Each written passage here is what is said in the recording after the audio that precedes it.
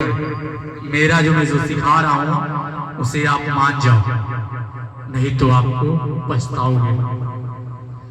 हनुमान जी महाराज रावण के सामने हाथ जोड़कर बोल रहे हैं, विनती करियो चोरी करे रावण, सुनहु मान तजी मोर सिखावन, देखो तुम निज कुल विचारी, भ्रम तजी भजऊ भक्त भव भारी। अरे तुम मेरे बंदर की जात पूछ रहे हो, अरे तुम अपना कुल पहले देख लो महाराज कि तुम कुल कैसे कुल में हो। हनुमान जी ये बताइएगा, रावण के इष्ट देव कौन थे? रावण के इष्ट देव कौन थे? रावण किसको पूजा करता था? भोलेनाथ को, ठीक है। और राम जी का इष्ट देव कौन थे? हनुमान, शंकर जी। और हनुमान जी थे कौन? शंकर जी के अवतार थे ना।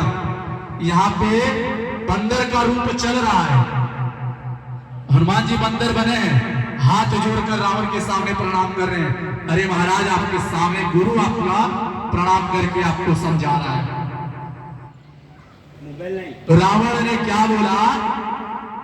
बोला अब ऐसी महाअभिमानी मिला हमारी कपी बड़ ज्ञानी। अब बंदर मुझे सिखा रहे हैं, सारे चीजों की ज्ञान ले लिया हूं और बंदर मुझे सिखा रहे हैं गुरुवर।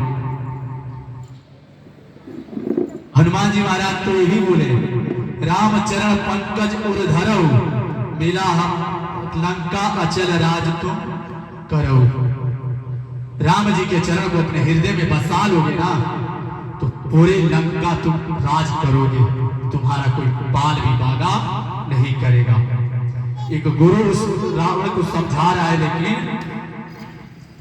क्या कर रहे हैं? अगर आपके सामने हम कुछ समझा रहे हैं तो आप हमें एक साधारण ब्राह्मण समझ के बहिष्कार कर रहे हो ना। अरे पंडित हो गए अपने लिए, मेरे को सब पता है। वही हम घमंड पे निलख रहे हैं महाराज। अब हनुमान जी महाराज प्रार्थना की, नहीं समझे तो रावण बोला कि मृत्यु निकट आई खल तो ही लागे सीगम सिखावन वही। हे हनुमान बांदर, तेरा मृत्यु निकट आ चुकी है और तुम मुझे सिखा रहे हो। उसी समय हनुमान जी महाराज को मृत्यु दंड रावण दे रहा था, तो उसी समय वो साधु भी आ गए। कौन पता है? विभीषण जी। विभीषण जी तो साधु ही थे महाराज। वो तो राक्षस कुल में जन्मे थे, लेकिन राक्षस नहीं थे।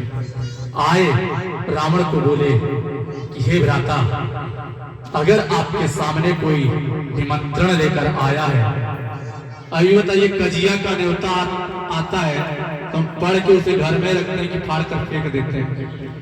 कजिया समझती हैं? नहीं समझते हैं।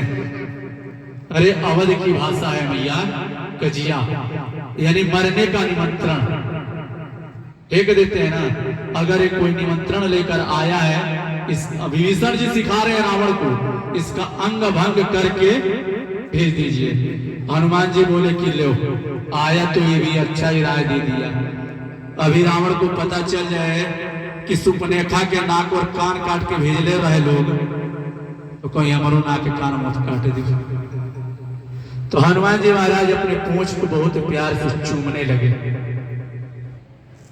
बहुत प्यार से चूमने लगे। और तब जाके विभीषण बोले, कपि की ममता पूंछ पर सब कहो समझाए, तेल बोर पट बांध पुनि पावक देव लगाओ। हनुमान जी महाराज विभीषण जी को रावण को बोले कि कपि बंदर की ममता पूंछ पर है, इसके यहाँ पूंछ में कपड़ा और तेल बोर कर इसकी पूंछ को जला दी।